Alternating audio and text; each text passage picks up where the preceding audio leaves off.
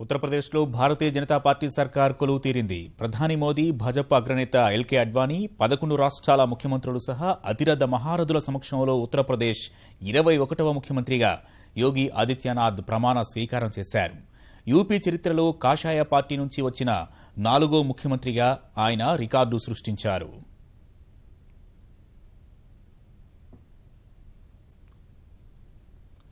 దేశ రాజకీయ పరిణామాలను నిర్దేశించే యూపీలో కమలనాథుల దశాబ్దన్నర నిరీక్షణకు తెరదించుతూ భారతీయ జనతా పార్టీ సర్కార్ కొలువుదీరింది.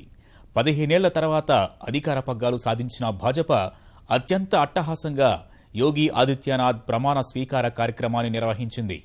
44 ఏళ్ల యోగి ఆదిత్యనాథ్ ఉత్తరప్రదేశ్ 21వ సీఎంగా ప్రమాణ స్వీకారం చేశారు. లక్నోలోని కాంశీరామ్ స్మృతి ఉపవనంలో యూపీ గవర్నర్ శ్రీరామ్ నాయక్ యోగితో ముఖ్యమంత్రిగా ప్రమాణ స్వీకారం చేయించారు. शपथ लेता हूं कि मैं विधि द्वारा स्थापित भारत के संविधान के प्रति सच्ची श्रद्धा और निष्ठा रखूंगा. శాసనసభ ఎన్నికల్లో భాజపా శ్రేణులను సమర్థవంతంగా నడపడంలో కీలక పాత్ర పోషించిన యూపీ భాజపా అధ్యక్షుడు కేశవ్ ప్రసాద్ మౌర్యతో పాటు లక్నో మేయర్ దినేష్ శర్మ ఉప ముఖ్యమంత్రులుగా ప్రమాణ స్వీకారం చేశారు. मैं केशव प्रसाद मौर्य ईश्वर की शपथ लेता हूं कि मैं विधि द्वारा स्थापित भारत के संविधान के प्रति सच्ची श्रद्धा और निष्ठा रखूंगा. मैं डॉक्टर दिनेश शर्मा ईश्वर की शपथ लेता हूं कि मैं विधि द्वारा स्थापित भारत के संविधान के प्रति सच्ची श्रद्धा और निष्ठा रखूंगा. యూపీలో మొత్తం 43 మందితో యోగి మంత్రివర్గం కొలువుదీరింది. 22 మంది కేబినెట్ మంత్రులుగా, 9 మంది స్వతంత్ర హోదా సహాయ మంత్రులుగా, 12 మంది సహాయ మంత్రులుగా ప్రమాణ స్వీకారం చేశారు. మహిళలకు కూడా మంత్రివర్గంలో చోటు కల్పించారు.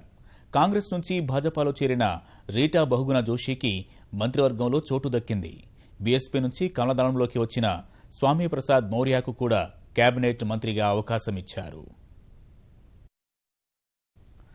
ప్రధాని మోదీ, ఎల్కే అడ్వాణీ, అమిత్ షా నూతన ముఖ్యమంత్రి మంత్రులకు శుభాకాంక్షలు తెలిపారు.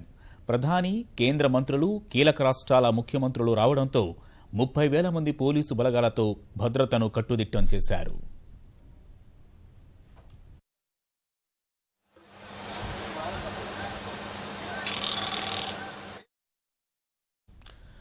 నాలుగు 403 శాసనసభ నియోజకవర్గాలున్న ఉత్తరప్రదేశ్లో 312 స్థానాలు గెలుచుకుని సంచలనం సృష్టించిన కమలదళం 2019 సార్వత్రిక ఎన్నికల దృష్ట్యా హిందూ సామాజిక వర్గంలో గట్టి పట్టున్న యోగి ఆదిత్యనాథ్కు పాలనా బాధ్యతలు కట్టబెట్టింది. ఆదిత్యనాథ్ రాజ్పుత్ కుటుంబానికి చెందినవారు. ఆయన అసలు పేరు అజయ్ సింగ్.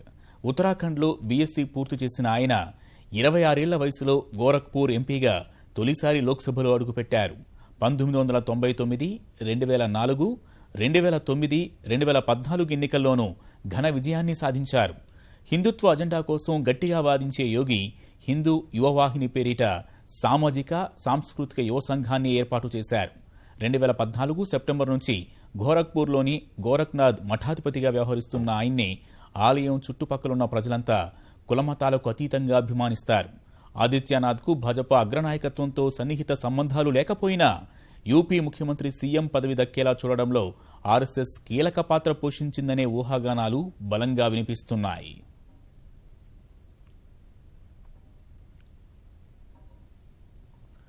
ప్రమాణ స్వీకార కార్యక్రమానికి తరలివచ్చిన భాజపా కార్యకర్తలు, అభిమానులతో కాంశీరామ్ స్మృతి ఉపవన్ కిక్కిరిసిపోయింది. మైదానం మొత్తం కాషాయ జెండాలతో రెపరెపలాడింది.